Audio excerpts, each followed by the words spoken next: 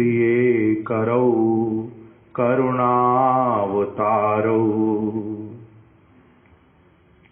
श्री कृष्ण चैतन्य प्रभु नित्यानंद श्री अद्वैत गदाधर शिवासादि गौर भक्त वृंद। हरे कृष्णा कृष्णा कृष्णा हरे हरे, हरे राम राम राम हरे हरे।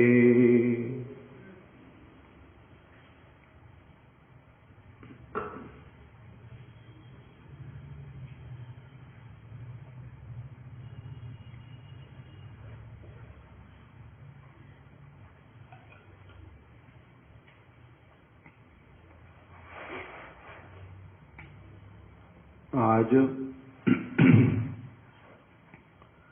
श्री मोक्षदा एकादशी तिथि, साथ ही साथ में इसके विषय में अधिकांश लोगों में प्रचलित है कि आज गीता जयंती, और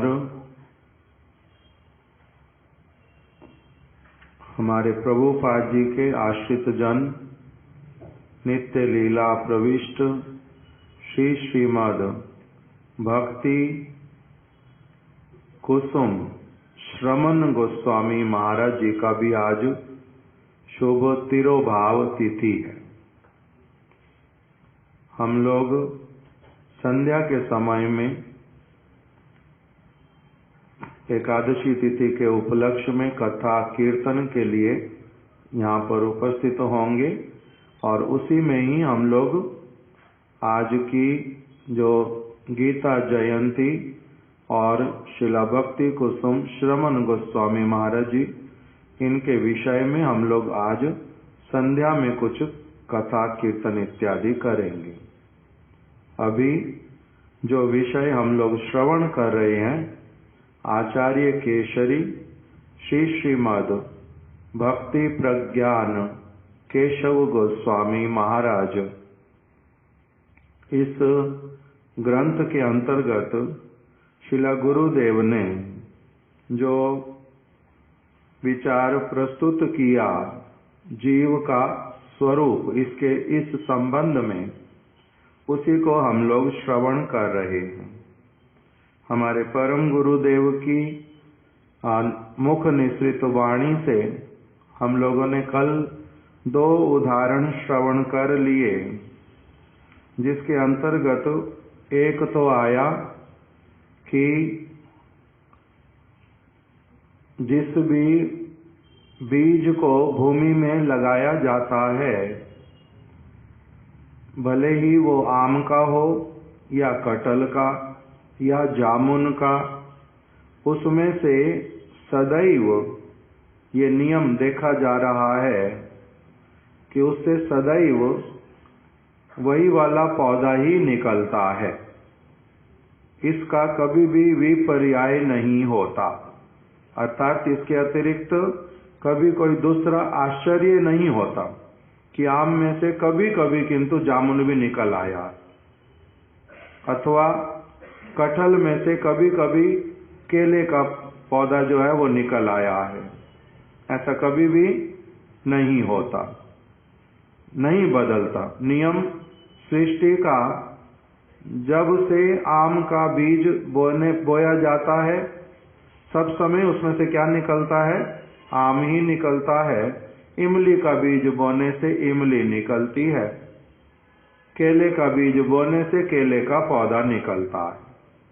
सृष्टि के प्रारंभ से लेकर के अभी तक, अथवा जब तक सृष्टि रहेगी तब तक यही नियम ही रहेगा, ये परिवर्तित होने वाला नहीं है।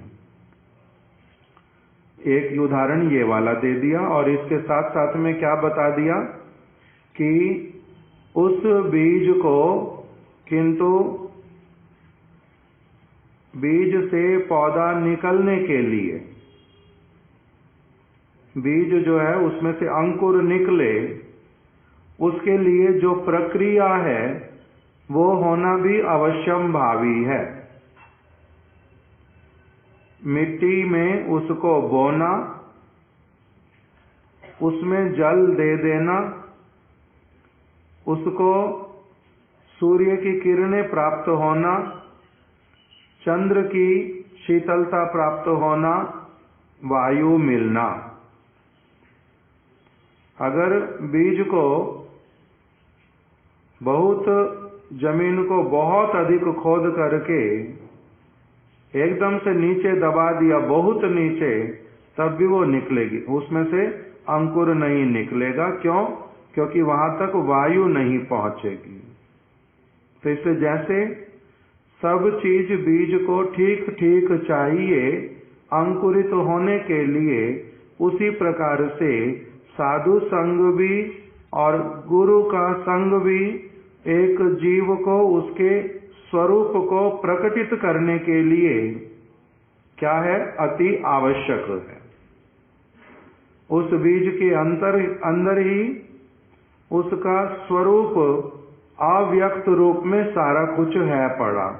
उसके पत्ते, उसके डालियां, उसका तना, उसके फूल, उसके फल, वो सारे बीज के भीतर में ही अव्यक्त रूप में हैं।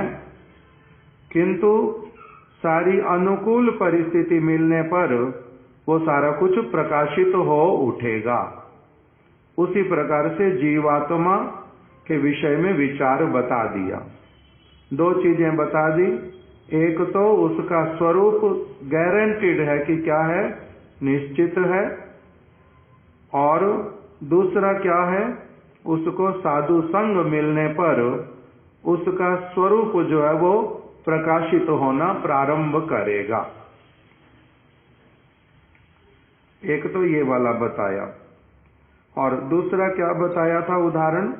कि स्वाति नक्षत्र का जल, वो जल जो है अपने आप में कैसे वाला है?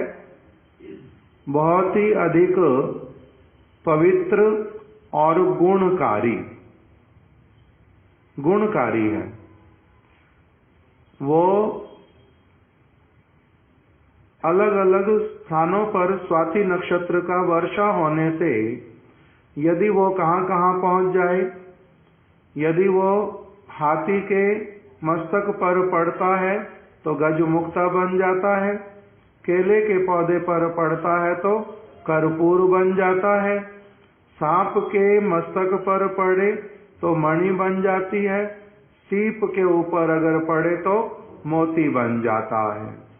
ये गोखुर, गाय के खुर के ऊपर अगर पड़ता है तो वहां पर उसका नाम क्या बताया था? गोरोचन बन जाता है। पीले रंग का एक विशेष द्रव्य वो बन जाता है। तो इसी प्रकार से जब किंतु मिट्टी पर अगर पड़े तो वो व्यर्थ चला जाता है। मणि का प्रकटित होना ये सब कैसे हुआ? स्वाति नक्षत्र के जल से।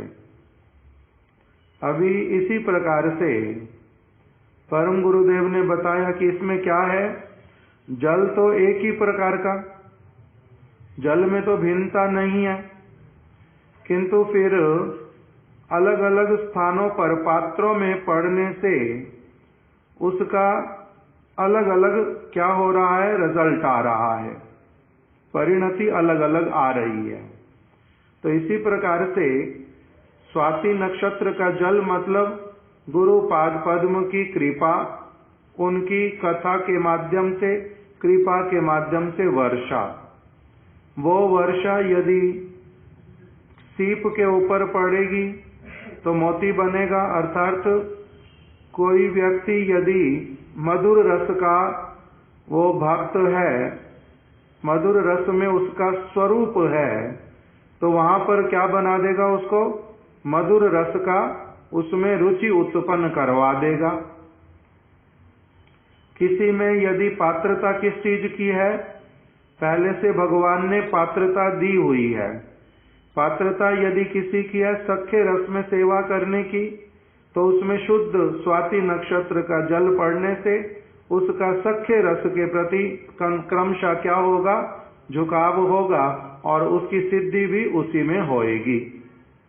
तो इसमें पात्र का बतला दिया कि पात्र जो है भगवान ने पहले से जैसा प्रस्तुत किया है। किसी को कैसा प्रस्तुत किया, सीप के जैसा, किसी को प्रस्तुत किया केले के वृक्ष जैसा, किसी को भगवान ने प्रस्तुत किया गाय के खुर जैसा, किसी को प्रकटित किया सांप के मस्तक जैसा। तो इसीलिए जिसको जो पात्रता भगवान ने प्रदान कर दी, अर्थात गठन के समय में भगवान ने उसको सख्य रस की सेवा के लिए अथवा दास्य रस की सेवा के लिए अथवा मधुर रस की सेवा के लिए अथवा ऐश्वर्य प्रधान धाम में सेवा करने के लिए, नरसिंह भगवान की आराधना करने के लिए, जिसको जिस प्रकार से बनाया उसका वही क्या हो जाएगा, साधु संग को, शुद्ध साधु संग को प्राप्त करके वही क्रमशः प्रकटित हो जाएगा। शुद्ध साधु संग मिलने से वही प्रकटित हो जाएगा। ये दो उदाहरण हमने कल सुने थे। परम गुरुदेव उसमें आगे अब बता रहे हैं कि जैसे एक ही जल आधार, जैसे एक ही जल अर्थात स्वाति नक्षत्र का जल, एक ही प्रकार का जल, एक ही नक्षत्र से आने वाला जल, वो यदि आधार की विभिन्नता के कारण, आधार क्या है, अलग अलग, सीप अलग है, सांप अलग है, हाथी अलग है, केले का वृक्ष अलग है, ये सारे आधार अलग अलग होने के कारण विभिन्न वस्तुओं को प्रकटित करता है। उसी प्रकार एक ही गुरु या एक ही वैष्णव के संग के प्रभाव से विभिन्न शिष्यों से में भिन्न भिन्न रसोपासना एवं सिद्धि दृष्टि गोचर होती है। जैसे जैव धर्म में श्री ब्रजनाथ एवं विजय कुमार ने एक ही गुरु रघुनाथ दास बाबा जी से सब कुछ श्रवण किया। यहाँ पर अब परम गुरुदेव एक उदाहरण बतला रहे हैं कि जैव धर्म ग्रंथ में शिला भक्ति विनोद ठाकुर जी ने लिखा है कि श्री नवद्वीप धाम में एक बाबा जी रहते थे जिनका नाम था श्री रघुनाथ दास बाबा जी। उनके पास में दो भक्त लोग कथा श्रवण करने के लिए आते थे।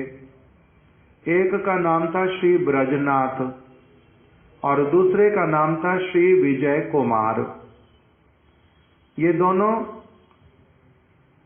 ऐसे तो आगे पीछे इनका कुछ दिनों का अंतर बाबा जी महाराज से मिलने में, कोई एक पहले आना प्रारंभ किया, किसी दूसरे ने थोड़े समय के बाद में आना प्रारंभ किया, किंतु तब भी बाबा जी महाराज जी ने बहुत समय तक इन दोनों को क्या किया, बड़े अच्छे से जो शुद्ध भक्ति की बातें, श्री चैतन्य महाप्रभु की, श्री कृष्ण की जो विचारधारा, वो सारी उनको श्रवण करवाई। ये अपने गुरु जी के पास में आते नित्य प्रति बड़ी श्रद्धा के साथ में आते।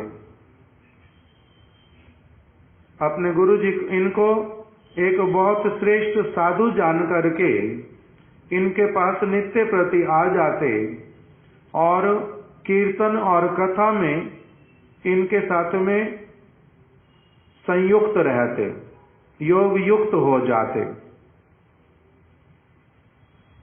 तद्विद्धि प्रणिपातेन परिप्रश्नेन सेवया उपदेक्षन्ति ते ज्ञानम ज्ञानिनस् तत्वदर्शिना।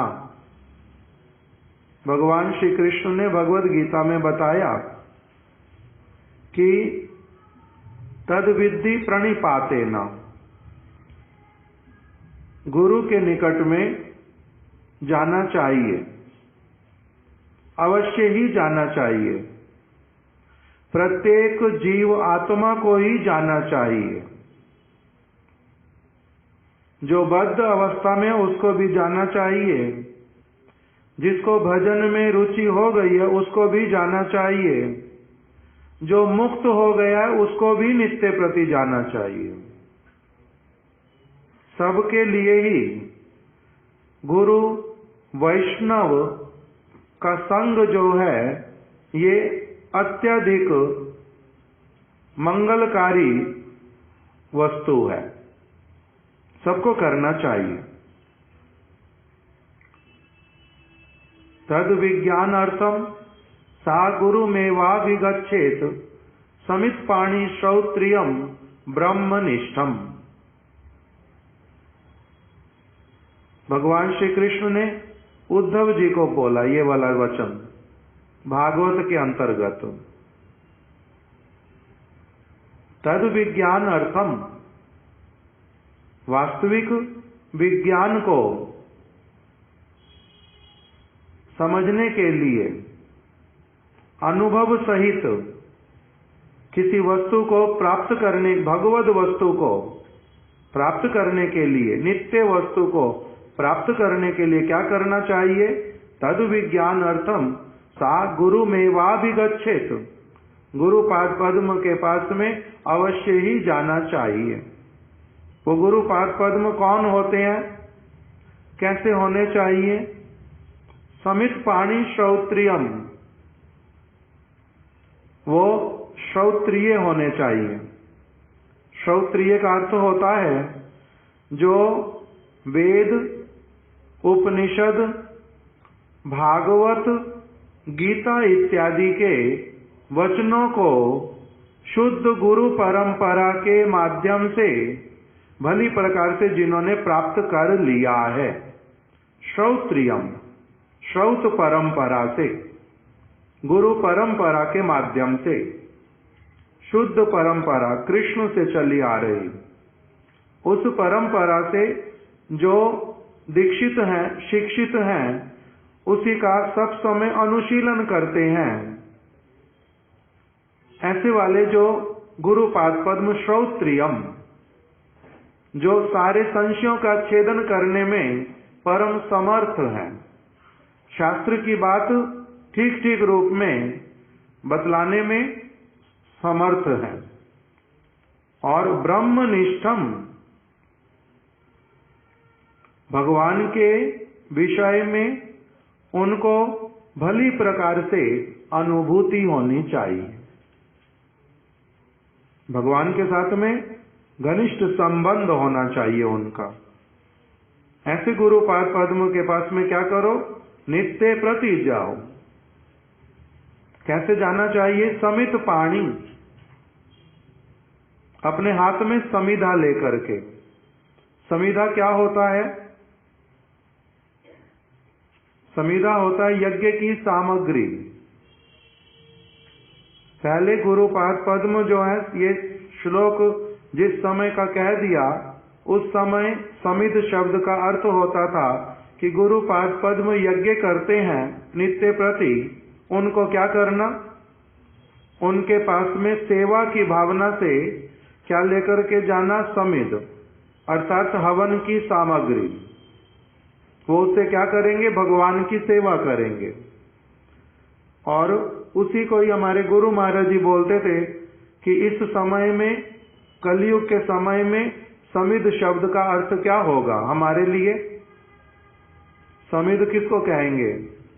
तो कहते थे कि गुरुपाद पद्म को भजन में, भगवान का भजन करने के लिए जिस वस्तु की आवश्यकता, उसको उनको प्रदान करना, उनके बिना मांगे, उसका नाम होता समिध, सेवा करना।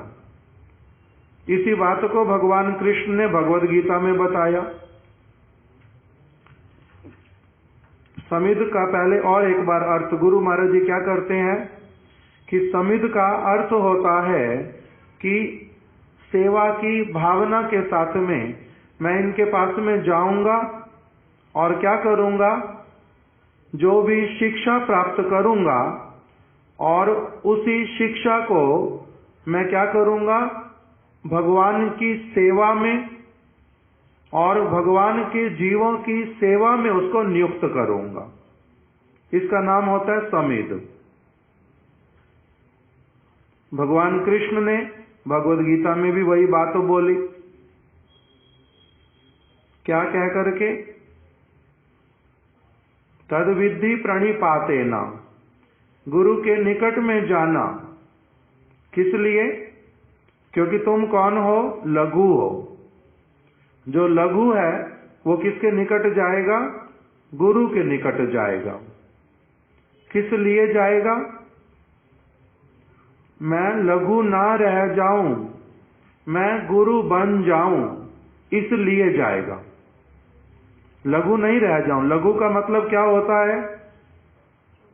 लघु का अर्थ होता है अविकसित पर्सनैलिटी वाला व्यक्ति,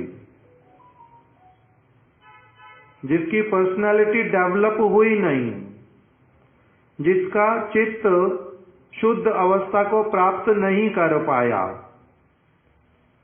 जिसका हृदय मन बुद्धि उन्नत नहीं हो पाई, जो भगवद वाणी में प्रतिष्ठित नहीं हो पाया, समझ नहीं पाया, अभी उसको जीवन में पालन नहीं कर पाया, इसको कहते लघु।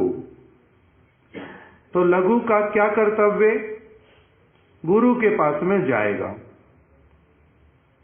बालक का क्या कर्तव्य? छात्र का अध्यापक के पास में जाएगा। छात्र अध्यापक के पास क्यों जाएगा? अध्यापक बनने के उद्देश्य से, कि जो जो इनको सारा कुछ आता है, मेरे को इनसे सारा कुछ सीख करके इनके समान बन करके इनके जैसी सेवा को प्रदान करना है। इसलिए विद्यालयों में लिखा रहता था पहले, अभी भी किसी किसी सरकारी स्कूल में लिखा रहता, शिक्षार्थ आइए सेवार्थ जाइए। आएंगे किस लिए? शिक्षार्थ, शिक्षा के उद्देश्य से। और जब शिक्षा पूरी हो जाएगी, शिक्षा पूरी करने के लिए आया हूं। पूरी करने का मतलब गुरुपाद पद्म जहां तक मेरे को शिक्षा प्रदान कर सकते, वो पूरी शिक्षा प्राप्त करूंगा। और फिर सेवार्थ जाइए, अर्थात सारे जगतवासियों की सेवा करने के उद्देश्य से अब आप समाज में विचरण कीजिए। तो गुरु के पास में क्यों आएंगे? भगवान श्री कृष्ण ने कहा तद विद्धि प्रणिपातेन, इस प्रकार से बन करके लघु मैं हूं, इस वस्तु को अनुभव करके गुरु के निकट में जाना। मैं पहले से ही यदि गुरु हूं, तब मेरे को गुरु की आवश्यकता नहीं है। मैं गुरु बना हूं या नहीं बना हूं, इसको अपने आप को ही सबसे पहले निर्धारित करना पड़ता है। मैं गुरु हूं या नहीं। और यदि मैं लघु हूं, मेरे को कहां जाना? गुरु के निकट में जाना, गुरु के उपदेश को श्रवण करना, गुरु की वाणी के अनुरूप जीवन यापन करना। ये सारा कुछ करेगा। जिसको क्या पता चलेगा मैं कौन हूं? मैं लघु हूं। वो गुरु के निकट अवश्य ही जाएगा। नहीं जाएगा यदि तो क्या होगा? अविकसित रह जाएगा, लाभवान नहीं बन पाएगा, अपने लिए भी नहीं, दूसरों के लिए भी नहीं बन पाएगा। तो इसीलिए भगवान ने उपदेश कर दिया तद विद्धि प्रणिपातेन। ये विधि है, तो साधारण सी विधि। एक व्यक्ति थोड़ा सा शांतिपूर्वक सोचने से अपनी आप ही इस बात को समझ सकता है। यही विधि बनाई हुई है कि जो लघु वो गुरु के निकट में जाएगा, लघु गुरु के उपदेश को श्रवण करेगा। तद विद्धि प्रणिपातेन, इसी का नाम ही क्या होता है? शरणागत होकर के जाना। अर्थात मैं लघु हूं, आप गुरु हैं, मैं क्या करता हूं? आपकी शरण लेता हूं। मेरे को आप कृपा करके क्या करें? स्वीकार कर लें अपनी शरण में, और जो वस्तु आपके पास में है कृपा करके मेरे को वही वस्तु प्रदान करना प्रारंभ कर दे। इसी का नाम होता है शरणागत होना, उनकी शरण लेना। मैं लघु हूं, आप गुरु हैं, मेरे को शरण में ले लो, अपना शिष्य बना लो, और मेरे को आप जो सद उपदेश उसको कृपा करके प्रदान करो, यही आपकी कृपा होगी। तद विद्धि प्रणिपातेन परिप्रश्नेन सेवया,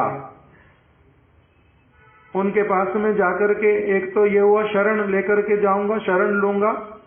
मैं लघु हूं, आप गुरु हैं, आप ज्ञानी हैं, मैं अज्ञानी हूं, आप पवित्र हैं, मैं अपवित्र हूं, आप पर जगत के हैं, मैं इस जगत का हूं, आप अतिमर्त्य पुरुष हैं, अर्थात आप जन्म मृत्यु से परे की वस्तु हैं, और मैं जन्म मरण की माला में पड़ा हुआ हूं। आप गुरु, मैं लघु, मैं आपकी शरण लेता हूं। इस भावना के साथ में जाएंगे। तद विद्धि प्रणिपातेन परिप्रश्नेन सेवया, तब फिर गुरुदेव ऐसे व्यक्ति को अपनी शरण में ले लेते हैं। गुरु ऐसे व्यक्ति को शरण में ले लेते हैं जो अदीन उसको शरण में नहीं ले पाते, जो अहंकारी उसको शरण में नहीं ले पाते, जो अभिमानी उसको शरण में नहीं ले पाते, इच्छा रहने पर भी उसको शरण में नहीं ले पाते। क्यों? क्योंकि जानते हैं शरण में ले लेने से भी इसका मैं मंगल नहीं कर पाऊंगा। इसलिए हमारे गुरुदेव के पास में एक बार एक महाराज जी आए, महानिधि महाराज। उन्होंने गुरुदेव को कहा कि मैं बहुत सालों से ऐसे तो हरि नाम, कथा, कीर्तन, ग्रंथ पढ़ना, ग्रंथ लिखना, धाम में रहना, वैष्णवों के इधर उधर चले जाना, परिक्रमाएं करना, बहुत कुछ ही मैं कर रहा हूं, बहुत कुछ ही करा मैंने, किंतु मेरा हृदय बिल्कुल खाली है। अभी भी संबंध भगवान के साथ में, गुरु के साथ, धाम के साथ हुआ नहीं है। जो सारी क्रियाएं कर रहा हूं ये सारी बाहरी क्रियाएं लगती हैं, अंतर हृदय से इसका कुछ लेना देना है नहीं। जिस किसी कारण से, फॉर्मेलिटी के कारण बस कर ही जा रहा हूं, हृदय में किंतु सेटिस्फैक्शन, हृदय में कोई भगवान के साथ संबंध, हृदय में भगवान के प्रति कोई प्रीति, ये सारा कुछ बिल्कुल नहीं उदित हुआ, बिल्कुल भी नहीं उदित हुआ। मैं आपके पास आया हूं, आप मेरे को बताओ मैं क्या करूं। मेरे को तो 25-30 साल हो गए बहुत सारी चीजें करते करते, किंतु हृदय मेरा बिल्कुल खाली है। तो गुरुदेव ने कहा अगर तुम सच बोल रहे हो बिल्कुल, तो अब तुम योग्य पात्र हो जिसके ऊपर मैं क्या करूंगा, गुरु के पास में इसी प्रकार का खाली हृदय ही लेकर के आना पड़ता है ताकि वो उसमें क्या कर दें, शुद्ध वस्तु को भर दें। गुरु के पास में इसी प्रकार से खाली हृदय को ही लेकर के आना पड़ता है। यदि उसमें भरा पड़ा पहले से कि मैं बहुत कुछ जानता हूं, मैं बहुत कुछ करता हूं, मेरे को भी इतने वर्ष हो गए ये सारे सुनते और पढ़ते हुए, ये सारा कुछ लिखते हुए, तब फिर गुरु से उसको वस्तु नहीं मिल पाती। श्रील प्रभुपाद जी ने भी इसी प्रकार से अपने वचन में कहा उन्होंने लिखा कि गुरु के निकट में शरणागत व्यक्ति जब आता है उसको तो वो कृतार्थ कर देते हैं, और यदि कोई उनके पास में छल करके आता है, भीतर में कुछ और है बाहर में कुछ और है, तो वो उसको वंचित कर देते हैं। 2 शब्द बता दिए। यदि तो शरणागत होकर के आता है तब उसको कृतार्थ कर देते हैं, और यदि कोई अशरणागत होकर के आता है, निकट में रहता भी है, तो उसको वंचित कर देते हैं। कैसे पता चले मेरे को मेरे गुरुजी कृपा कर रहे, कृतार्थ कर रहे हैं, या मेरे गुरुजी मेरे को वंचित कर रहे हैं? कैसे पता चलता है? उसके लिए भी उन्होंने बताया कि यदि तुम्हारी सचमुच में भगवान का भजन करने की लालसा बढ़ती जाए, तो इसका अर्थ समझना कि भगवान गुरु तुम्हें क्या कर रहे हैं? कृतार्थ कर रहे हैं। यदि तुम्हारी विषय की वासना बढ़ती जाए, तब अपनी आप से निर्धारित कर लेना कि गुरु मेरे को क्या कर रहे हैं? वंचित कर रहे हैं। और साथ ही साथ में निर्णय कर लेना कि मैं अभी अशरणागत हूं, इसलिए मेरी वंचना हो रही है। मैं यदि शरणागत हुआ तो मेरे ऊपर कृपा होएगी। तो ये पद्धति बतलाई भगवान श्री कृष्ण ने। तद विद्धि प्रणिपातेन परिप्रश्नेन सेवया। गुरुपाद पद्म के पास में जाना, अवश्य ही जाना, सबके लिए विधि है, अवश्य ही जाना। परिप्रश्नेन सेवया, और वो जो कुछ कहेंगे उसको ब्लाइंडली मान लेना। तो कहते हैं कुछ कुछ वस्तुएं, जैसे एक बच्चा बिल्कुल छोटा है, का खा गा गा सीखता है, ABCD सीखता है, उस समय तो 1 2 3 4 सीखेगा। उस समय उसको क्या करना है? गुरु को ब्लाइंडली फॉलो करना है। इस सारी चीज के लिए सारे लोग ही सहमति देते हैं। माता पिता भी जानते हैं कि 1 2 3 4 पढ़ना आवश्यक है, प्रामाणिक वस्तु है। उसके बंधु बांधव भी जानते हैं, मित्र भी जानते हैं, अध्यापक भी जानते हैं, सभी जानते हैं। ये प्रारंभिक अवस्था। किंतु फिर बताया कि ब्लाइंडली नहीं फॉलो करते। अगर तुम्हें कोई चीज नहीं समझ आती, गुरुपाद पद्म शुद्ध है, गुरुपाद पद्म उन्नत कोटि के हैं, किंतु उन्होंने मुझे जो उपदेश किया, अथवा कभी कभी कोई ऐसा कोई कार्य करते हैं जो मेरे को समझ नहीं आता, तो क्या करना चाहिए? हमारे गुरु महाराज जी ने इस विषय में भी अच्छे से वर्णन करके लिख दिया। गुरु आज्ञा है या विचारणीय। गुरु की आज्ञा का बिना किसी विचार के पालन करना चाहिए। अर्थात गुरुपाद पद्म ने जो आदेश किया उसको ब्लाइंडली फॉलो करना चाहिए। फिर अपने आप ही उसके आगे बोलने लगे कि इसका अर्थ ये भी नहीं है कि यदि गुरु की क्रिया में, गुरु के वचन में यदि मेरे को कुछ समझ नहीं आया तो मैं उनसे इस विषय में कुछ बात ही नहीं कर सकता हूं। ऐसी बात नहीं है। गुरु के साथ में सब समय बात करने का सुयोग होता है, और कृपालु होते हैं गुरुदेव। वो शिष्य के मन में कोई चीज अगर नहीं समझ आती, उसको अगर उसको संशय होता है, यदि वो प्रश्न करता है तो उसको वो समाधान भी करते हैं, उसका उत्तर देते हैं। तो इसलिए परिप्रश्नेन सेवया, कृष्ण ने बोल दिया, गुरु के पास में जाना, जो चीज ना समझ आए उनके उपदेश में से अथवा उनकी क्रिया में से उसके लिए क्या कर लेना? प्रश्न करना। वो गुरुपाद पद्म कृपा युक्त हैं, वात्सल्य युक्त हैं, सर्व संशयों का छेदन करने वाले हैं, वो अवश्य ही तुम्हारे क्या करेंगे, सारे संशयों का छेदन कर देंगे, तुम्हारे संशयों को दूर कर देंगे, मिटा देंगे। अगर तुमने ऐसा नहीं किया, तब भी गुरु महाराज जी आगे बोल रहे हैं, अगर तुमने ऐसा प्रश्न इत्यादि नहीं किया, तुम्हारा कोई संशय रह गया, तब तुम्हारा क्या होगा, उन्नति नहीं हो पाएगा, उन्नति नहीं हो पाएगा। प्रश्न करना, संशय मन में नहीं रखना। क्यों? गुरु के प्रति क्या होना चाहिए, एक व्यक्ति को निसंशय, रत्ती भर भी कोई संशय नहीं रहना चाहिए, नहीं तो भक्ति मार्ग में आगे नहीं बढ़ पाएगा। इसलिए संशय मन में नहीं रखना। संशय का उल्टा क्या होता है, मेरे को इनके प्रति संशय है, नहीं तो मेरे को इनके प्रति क्या है, दृढ़ विश्वास।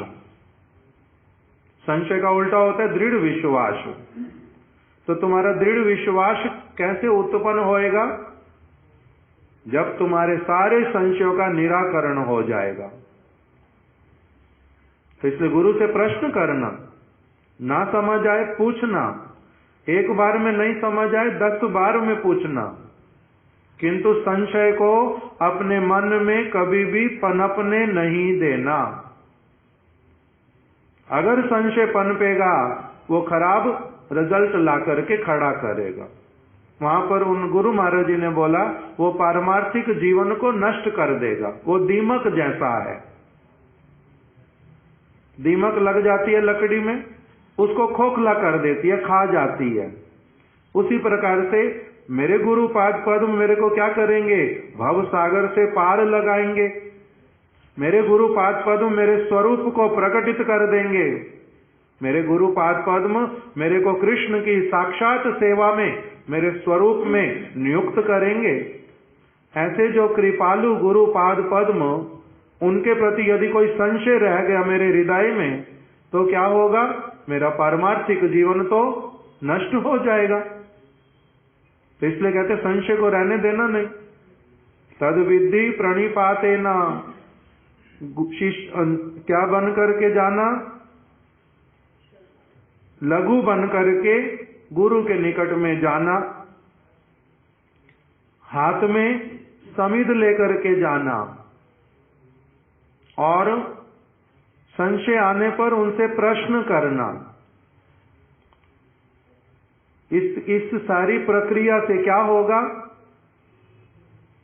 तद विद्धि प्रणिपातेन परिप्रश्नेन सेवया उपदेक्ष्यन्ति ते ज्ञानम ज्ञानिनः तत्वदर्शिना।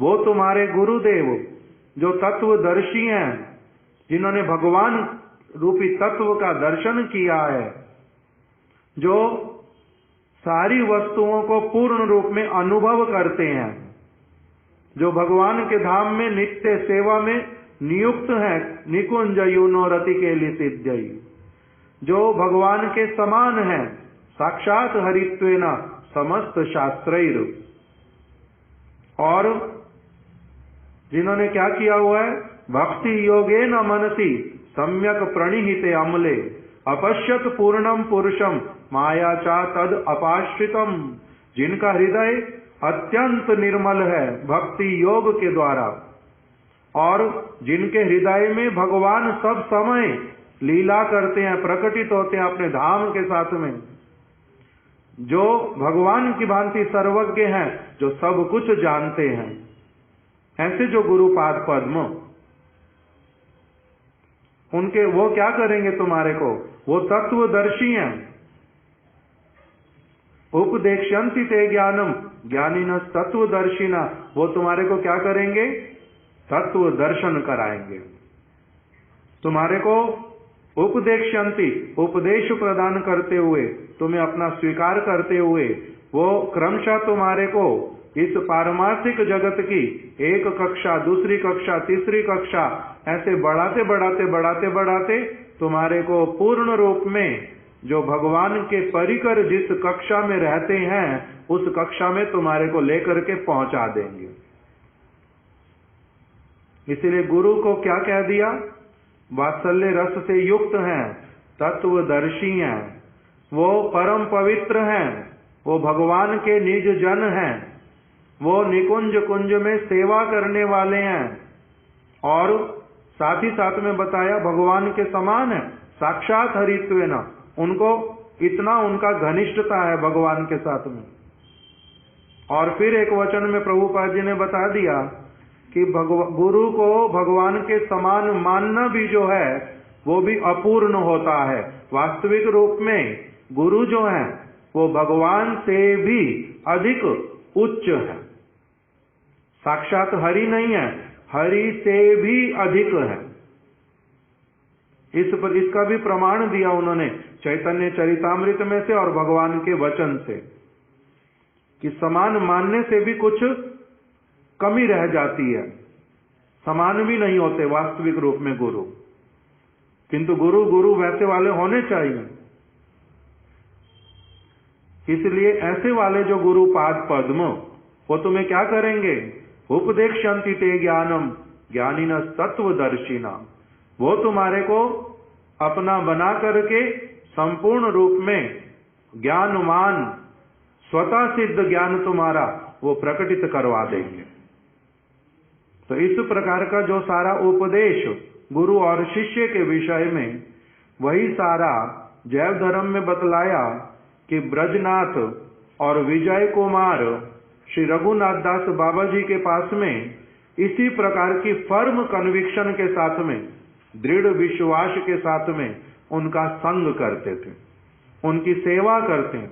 सेवा करना, उनके उपदेश श्रवण करते हैं बड़े ध्यान से, उनके भजन के लिए जिस वस्तु की आवश्यकता उसी प्रकार का काम करते हैं, उसी समय पर जाते हैं जब जाने से उनका संतुष्टि होगा। उस प्रकार का प्रश्न रखते हैं जिस प्रश्न को सुन करके वो भी गदगद हो जाते हैं। अपना सिंसियरिटी के साथ में पूरा जीवन यापन किया ये दोनों, ब्रजनाथ और विजय कुमार। और रघुनाथ दास बाबा जी वास्तविक तत्वदर्शी गुरु, जैसा भगवान श्री कृष्ण ने कहा गुरु कैसा होता है वैसे वाले, और ये लघु बन करके उनके पास जाते और उनसे सब समय भगवत चर्चा के लिए केवल उनके संग करते। कोई कभी सांसारिक चर्चा एक मुहूर्त के लिए भी उनके साथ कभी कोई नहीं की। इस प्रकार से उनके पास में जाते, वही रघुनाथ दास बाबा जी ने उनको अपना संग देते देते क्या कर दिया, उनका स्वरूप के अनुसार उनको शिक्षा दी। समय आने पर ब्रजनाथ जो हैं उनकी सिद्धि हुई सख्य रस में, और जो विजय कुमार उनकी सिद्धि हुई मधुर रस में। अब परम गुरुदेव ने उदाहरण ये वाला क्यों दिया? स्वाति नक्षत्र का जल मिला, रघुनाथ दास बाबा जी महाराज जी की कृपा प्राप्त हुई। किसके ऊपर? ब्रजनाथ के ऊपर भी और विजय कुमार के ऊपर भी। सीप के ऊपर जल पड़ने से उसमें मोती बन गया था, और वही की वही वस्तु हाथी के मस्तक पर पड़ने से गज मुक्ता बन गई थी। इसी प्रकार से बाबा जी के जो उपदेश, बाबा जी का संग, बाबा जी की कृपा, रघुनाथ दास बाबा जी की, उसका फल क्या निकला? जैसा इनका पात्र था, भगवान ने जैसा इनको गठन के समय बनाया था, एक को बनाया था अपने सख्य रस में सेवा करने के लिए, दूसरे को बनाया था अपने मधुर रस में सेवा करने के लिए। इनका वही स्वरूप प्रकटित हो गया और इन्होंने क्या किया? एक की सख्य रस में सिद्धि हो गई, अर्थात वो भगवान के धाम में नित्य सखा के रूप में प्रविष्ट हो गए।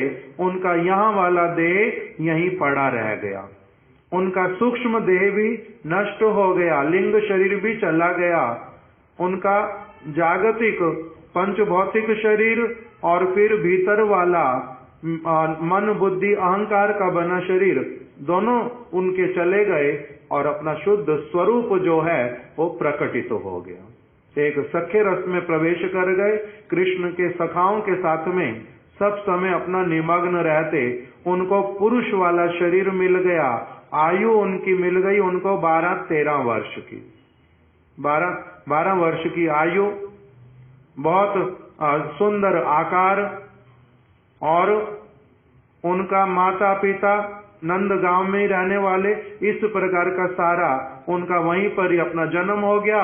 उसी प्रकार से उनकी भावना पूरी सब समय के लिए आ गई और कृष्ण के नित्य परिकरों में उनका गिनती हो गया, सम्मिलित हो गए। और दूसरे वाले जो हैं विजय कुमार, उनकी सिद्धि मधुर रस में हुई। उनका जब ये देहपात हो गया, इस जगत में ये वाला शरीर रह गया, उस जगत में उनको कौन सा शरीर मिल गया? गोपी देह मिल गई। उनका भगवान ने नित्य स्वरूप में उनको कौन सा बनाया था? स्त्रीलिंग बनाया था, उनको गोपी का भावना दिया था, उनकी सेवा दी थी, उनका वही वाला प्रकटित हो गया। तो इस प्रकार से एक ही गुरु का संग प्राप्त करके, एक जैसे सारे उपदेश, प्रश्न इत्यादि प्राप्त करके भी, प्रश्न करके भी इनका क्या हुआ? धीरे धीरे आभास हुआ पहले गुरु को, और इनको अपने आप को भी गुरु को आभास हुआ कि ब्रजनाथ जो है ये सख्य रस का। गुरु को पता चल जाता, वो सर्वज्ञ होते हैं, जैसे भगवान सब कुछ जानते हैं, गुरु भी सब कुछ जानते हैं, इसलिए उनको पहले से पता चल गया। इसलिए एक समय तक तो दोनों को ही इकट्ठे बिठा करके उपदेश करते रहे, अपना संग देते रहे। फिर ऐसा समय भी आया जब उन्होंने क्या किया? दोनों को अलग अलग कुछ शिक्षा प्रदान की, अलग अलग बिठा करके। इसलिए इसी रीति का पालन करते हुए पहले, अभी बहुत बार ऐसा नहीं हो पाता, देखने में नहीं मिलता, कोई कोई अभी भी करते हैं ऐसा। जब गुरु पाद पद्म हरिनाम और दीक्षा प्रदान करते हैं तो केवल एक व्यक्ति ही निकट में रहता है उस समय। गुरु पाद पद्म होंगे अपने कक्ष में, जो व्यक्ति दीक्षार्थी शिक्षार्थी मंत्र जिस समय लेगा उस समय क्या करेंगे? केवल उसी को लेकर के बैठेंगे और उसी को ही कुछ उपदेश और मंत्र इत्यादि प्रदान करेंगे, इसी बात को लक्ष्य करके। किस लिए? क्योंकि सबका स्वरूप एक जैसा नहीं होता, सबका स्वभाव एक जैसा नहीं है, सबकी सेवा एक जैसे नहीं है। इसलिए गुरु पाद पद्म क्या करते हैं? बहुत सारी उपदेशावली, बहुत सारी कथा सबको एक साथ में सुनाते हैं, किंतु कोई कोई उपदेश किसी किसी को अलग समय में, अलग रूप में भी, एकांत में भी प्रदान करते हैं। इस प्रकार का यहाँ पर परम गुरुदेव ने विचार बताए। उससे आगे उन्होंने इसी बात को और स्पष्ट करके बतलाया कि जो व्यक्ति बृहद भागवतामृत ग्रंथ पढ़ेगा श्रील सनातन गोस्वामी जी का, उसमें वो देखेगा अच्छी तरह से श्री नारद गोस्वामी और श्री उद्धव ने गोप कुमार को देखकर गोप कुमार के स्वरूप का निर्णय पहले ही कर लिया कि ये कौन है? सख्य रस के परिकर है। एक और भक्त की कथा है बृहद भागवतामृत में। पहले वाली जो कथा सुनी वो जैव धर्म में। किस किस की सुनी पहले? रघुनाथ दास बाबा जी, वो गुरु हैं, और शिष्य के रूप में उनके पास आए श्री ब्रजनाथ जी और श्री विजय कुमार जी। गुरु ने उनके ऊपर कृपा की, एक का सख्य रस में सिद्धि हुआ। सिद्धि कब हुआ सख्य रस में? सख्य रस से भजन करते करते। दूसरे का सिद्धि हुआ मधुर रस में, मधुर रस से भजन करते करते। मधुर रस में भजन कब करना प्रारंभ किया? दूसरे व्यक्ति ने सख्य रस में भजन करना कब प्रारंभ किया? पहले एक ही कक्षा में सारे रहे, जब 10वीं 12वीं की कक्षा वाले पारमार्थिक छात्र बन गए, तब गुरुदेव ने और उन्होंने अपनी आप से, गुरु ने उनके साथ विचार किया, उन्होंने अपने हृदय की वार्ताएं बतलाई और निर्णय पर पहुंच गए इनका कौन से सब्जेक्ट मैटर में रुचि, इनका कौन से सब्जेक्ट में रुचि। उसी के अनुसार उनको शिक्षा दी और उनकी सिद्धि हुई। और उसी को दूसरी अब उदाहरण से बता रहे हैं बृहद भागवतामृत में। वहां पर बतलाया एक भक्त का कथा। बहुत सारे अध्यायों में बताया कैसे कैसे एक व्यक्ति जिसका नाम गोप कुमार, उसका जन्म हुआ गोवर्धन में, किस प्रकार से उनका बचपन बीता, कैसे थोड़े बड़े हुए, कैसे उनको मंत्र की प्राप्ति हुई, साधु का संग मिला पहले, कैसे साधु ने कृपा की, क्यों की, मंत्र क्यों दिया, क्या उपदेश कर दिया, इनका पूरा वहां पर कथा बतलाया। और फिर ये कहां कहां नहीं गए, किस किस भक्त से नहीं मिले, बड़े सारे स्थानों पर इनका जाना हुआ, पृथ्वी लोक पर भी, स्वर्ग लोक में भी, वैकुंठ में भी, नारायण के लोक में भी, लक्ष्मी के साथ मिलने का, प्रहलाद के साथ में मिलने का, हनुमान के साथ में मिलने का, इनका सबका सुयोग हुआ। करते करते करते करते इनका बतलाया कि जब एक स्थिति में नारद जी ने और उद्धव जी ने इनको देखा, इनके साथ में वार्तालाप किया, इनका पूर्व इतिहास सारा सुना, तब उन्होंने इनके सारे के सारे भावों को सुन करके, देख करके अपनी आप से पहले से निर्धारित कर लिया कि ये जो गोप कुमार, अभी भले ही इसकी सिद्धि नहीं हुई है, किंतु ये इसका स्वरूप जो है वो कौन से वाला है, सख्य रस वाला। ये सख्य रस वाला स्वरूप है इसका, नित्य स्वरूप। उन्होंने इनके स्वरूप का निर्णय कर लिया। श्री नारद गोस्वामी, उद्धव जी, हनुमान जी आदि किसी के भी संग के प्रभाव से गोप कुमार के स्वरूपगत सख्य भाव का परिवर्तन नहीं हुआ। इनको एक समय में प्रहलाद जी मिल गए, एक समय में नारद जी मिले, एक समय में उद्धव जी मिले। उद्धव जी के मिलने से द्वारिकाधीश कृष्ण की भक्ति में इनका मन नहीं लगा।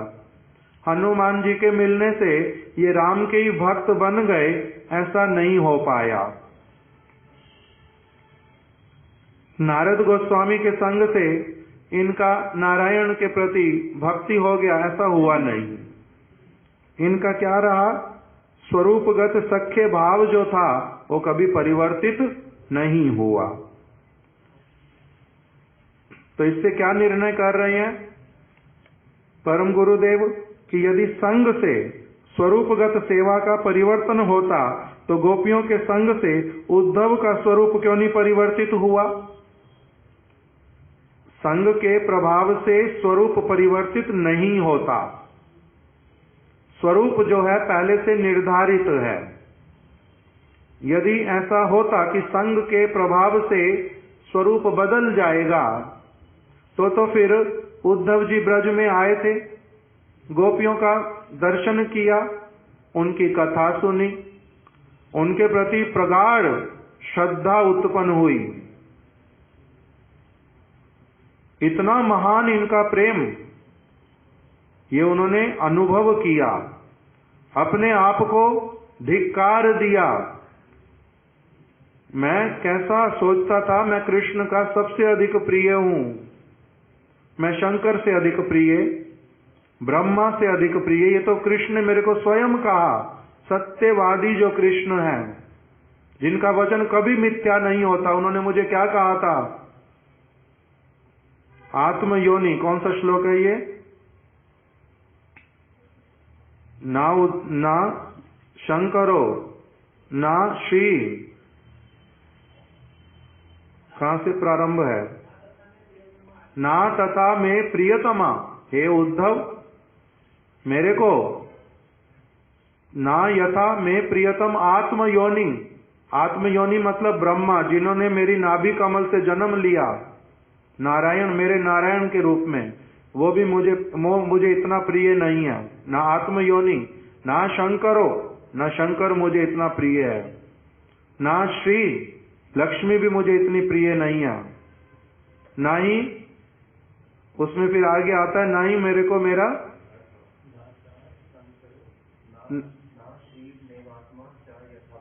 ना एक और है, पहले बलदेव जी का भी आएगा, ना संकर्षणों, उसमें संकर्षण का भी आता है।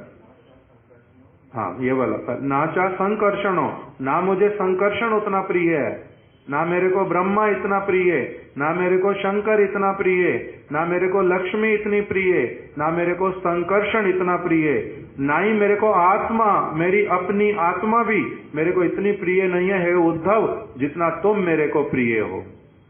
उद्धव, किंतु उद्धव जब ब्रज में आया, नंद बाबा को देखा, माता यशोदा को देखा, गोपियों को देखा, उनके साथ में रहे, उनकी दिनचर्या देखी, उनको जब कृष्ण के प्रति अगाध उनका जब प्रेम देखा, तब उद्धव ने क्या किया? अपने आप को धिक्कार दिया। मैं समझता था मैं कृष्ण का बहुत प्रिय हूं, क्योंकि कृष्ण ने कहा है और मैं अनुभव भी करता था उनकी समस्त क्रियाओं के द्वारा। वो मेरे को इतना अधिक, मैं उनका सर्वश्रेष्ठ मंत्री, मेरे से बिना पूछे वो कुछ भी नहीं करते।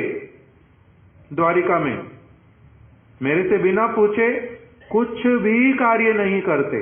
कहीं आना, कहीं जाना, किससे मिलना, क्या खाना, क्या नहीं खाना, क्या करना, क्या नहीं करना, मेरे से बिना पूछे कुछ नहीं करते। ऐसे वाला मैं उनका प्रिय हूं। किंतु यहां पर आकर के मेरे को क्या पता चल रहा है?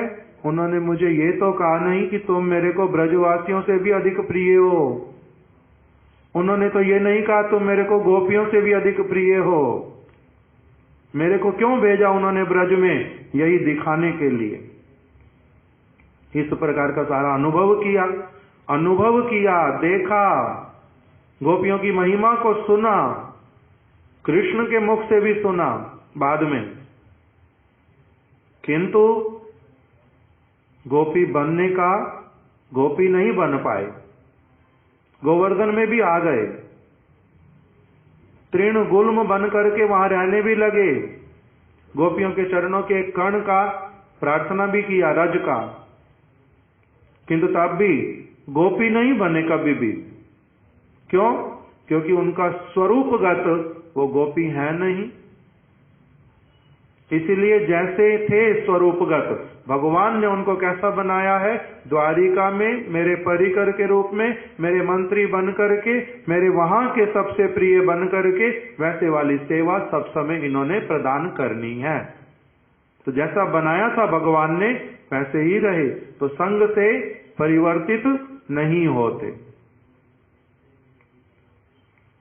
फिर परम गुरुदेव बोल रहे हैं, श्रीमती यशोदा का भी स्वरूप गोपियों के संग से परिवर्तित नहीं हुआ।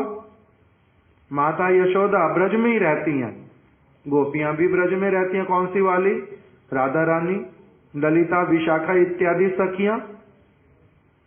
माता यशोदा का भी स्वरूप, जो भगवान ने उनको गठन के समय में अपनी स्वरूप शक्ति के माध्यम से जो भावना, जो आकार, जो सारा कुछ दिया, वो नित्य काल के लिए रहेगा, वो कभी परिवर्तित नहीं होगा।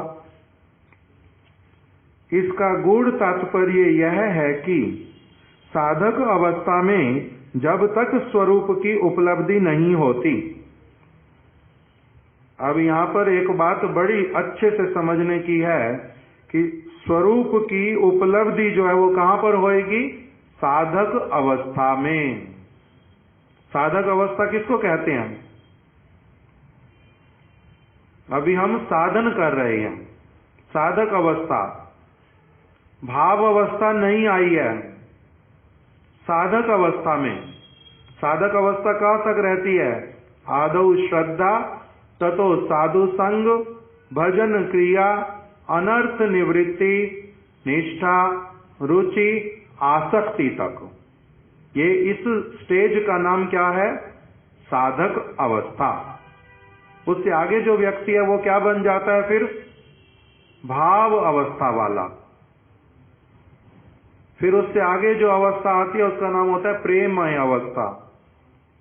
साधक अवस्था में ही अभी हमारा क्या होगा? साधक अवस्था में पहले गुरु वैष्णवों का संग प्राप्त करके शास्त्र की वाणियों में अगाध निष्ठा, फिर साधु संग करूंगा अनुकूल वाला, और फिर भजन क्रिया में अपने आप को नियुक्त करूंगा। हरि नाम करूंगा, ग्रंथ पाठ करूंगा, गुरु पाद पद्म की सेवा करूंगा, नियम पूर्वक करूंगा। इस प्रकार से करते करते क्या होगा? निष्ठा उत्पन्न होएगी, अनर्थ दूर होएंगे, ज्ञान का उन्मेष होगा, अज्ञानता जाएगी, विषयों के प्रति आसक्ति नष्ट होती जाएगी, भगवान के प्रति जो निष्ठा है वो बड़ी अच्छे से आ जाएगी, रुचि उत्पन्न होएगी उनमें, और वस्तुओं के प्रति अरुचि होएगी, फिर आसक्ति होएगी उनके प्रति। जैसे विषय जे प्रीति एवे आचय अमार, सेई मत प्रीति हो चरण तोमार। विषयों के प्रति, अभी मेरी पैसे के प्रति, शारीरिक आकर्षणों के प्रति, यश के प्रति, सम्मान के प्रति, खाने पीने की वस्तुओं के प्रति, अनेक अनेक विषयों में, किसी की मित्र में, किसी की पुत्र में, किसी की किसी चीज में, किसी की किसी चीज में जो आसक्तियां हैं वो सारी क्या होएंगी? ट्रांसफर होएंगी पूरी तरह से। विषय जे प्रीति एवे आचय अमार, सेई मत प्रीति हो चरण तोमार। वैसी प्रीति भगवान के प्रति होएगी, वैसी प्रीति भजन की वस्तुओं के प्रति होएगी। अभी क्या होता है? हरि नाम मैंने कब करना है? जब मेरे सारे काम पूरे हो गए फॉर्मेलिटी के लिए। अभी मैंने हरि नाम कब करना है? जब मेरा अब मेरे को चलना है, केवल पता ही है कि और मैं कुछ कर ही नहीं सकता, बस में बैठा हूँ, कार में बैठा हूँ, नहीं तो पैदल चल रहा हूँ, इस समय माला ही निकालो, माला ही कम से कम सटका लेता हूँ कुछ, उस प्रकार का। किंतु वास्तविक रूप में समय में लेके बैठूंगा कि नहीं, मेरे को नाम करना है, मेरे गुरुदेव ने मेरे को दिया है। यही वस्तु सारे शास्त्र, सारे साधु, महाप्रभु, अनुभवी व्यक्ति सारे यही कह रहे हैं, नाम के बिना कोई गति नहीं है, नाम सर्वश्रेष्ठ वस्तु है। मेरे तो उसके प्रति रुचि नहीं है, आदर नहीं है, अनादर पूर्वक करता हूं जो कुछ करता हूं।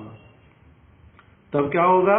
निष्ठा आने पर भजन की क्रियाओं में एक व्यक्ति का मन लगेगा, आसक्ति के साथ में, रुचि के साथ में, उसको स्वाद आएगा। ये वस्तु नहीं मिलेगी तो उसके प्राण छटपट करेंगे उल्टा।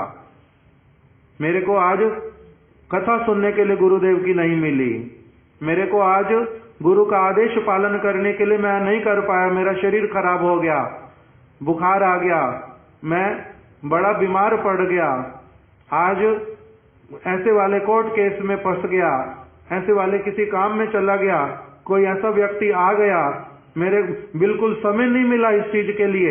उस समय व्यक्ति विलाप करेगा, दुख करेगा उल्टा कि हाय हाय, ये व्यक्ति आया, मेरा लॉस करके चला गया। तब ऐसी स्थिति आएगी। तब फिर इस जो ये सारी अवस्था, जब इसमें आसक्ति हो जाएगी, दृढ़ अनुराग हो जाएगा, यही सारा जीवन बन जाएगा, इसके अतिरिक्त और कुछ नहीं चाहिए होगा, तब इसको क्या कहते हैं? वास्तविक साधक अवस्था। उस अवस्था में क्या होता है? उस वास्तविक साधक अवस्था में एक जीव का जो स्वरूप, वो क्या हो जाता है? स्वरूप का उसको उपलब्धि होता है। उपलब्धि मतलब प्राप्ति, समझ आ जाता है, मैं कौन हूं, कृष्ण के साथ मेरा संबंध जो है सखा वाला है, मेरा उनका प्रियतमा वाला है, मेरा उनका माता पिता वाला है, मेरा उनका दास वाला है, अथवा शांत रस वाला है। ये सारा कुछ किसमें समझ आ जाता है?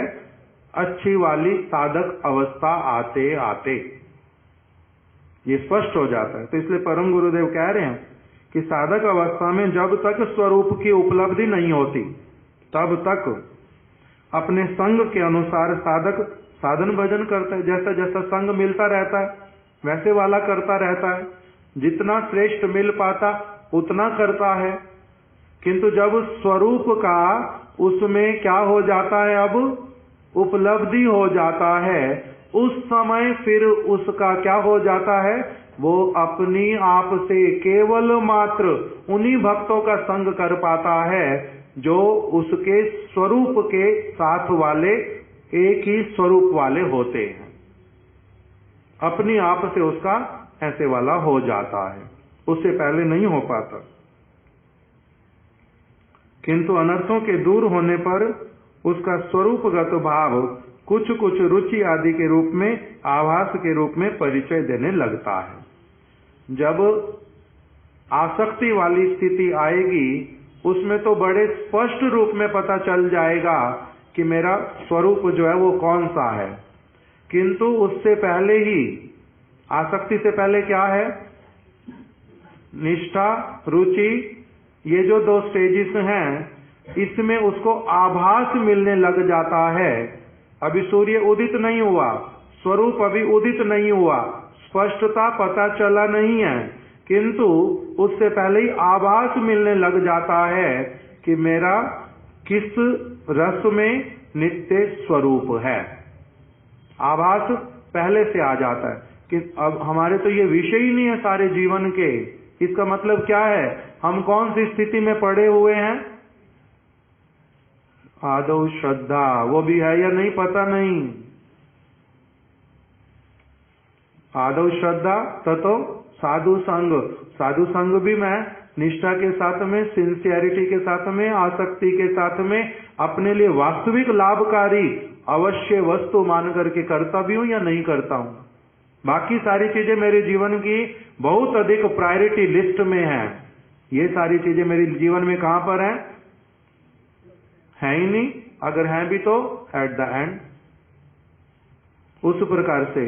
तो इसलिए अपनी इन सारी बातों से अपनी स्थिति का भी पता चलता है, ये हमारा क्या हुआ है, अभी मैं कहां पर हूं भक्ति में, कर भी रहा हूं, प्रारंभ भी हुआ नहीं हुआ, ये सारा कुछ पता चलता है। तो इसलिए बोल रहे हैं कि निष्ठा और रुचि की अवस्था में जब एक व्यक्ति पहुंचता है, उसको आभास होने लगता है और उसके गुरुदेव उसको क्या करते हैं? श्री गुरु उसकी स्वरूपगत रुचि को लक्ष्य करके उसको वैसे वाले ही संबंध, वैसे वाले ही एकादश प्रकार के भाव, वो सारा कुछ इंगित करके उसको भजन में आगे बढ़ाते हैं। जैसे आर्ट्स के बालक की रुचि देख करके अध्यापक उसको उसी तरफ और अधिक शिक्षा देता है, उपदेश देता है, वैसा संग, वैसा सब कुछ तुम्हें कहाँ मिलेगा, कैसे करना, उसके लिए निर्देश करता है। उसी प्रकार से गुरु पाद पद्म बालक अपने शिष्य आश्रित व्यक्ति की निष्ठा और रुचि की अवस्था में उसकी सारी चीजों को देख करके उसके अनुसार उसको अग्रसर कराता है। जैसा कि रघुनाथ दास बाबा जी ने कराया, एक को सख्य रस का, दूसरे को मधुर रस का। आज यहीं तक रख देते हैं, कल इससे आगे श्रवण करेंगे। वांछा कल्प तरुभ्यश्च कृपा सिंधुभ्य एव च पतितानां पावनेभ्यो वैष्णवेभ्यो नमो नमः।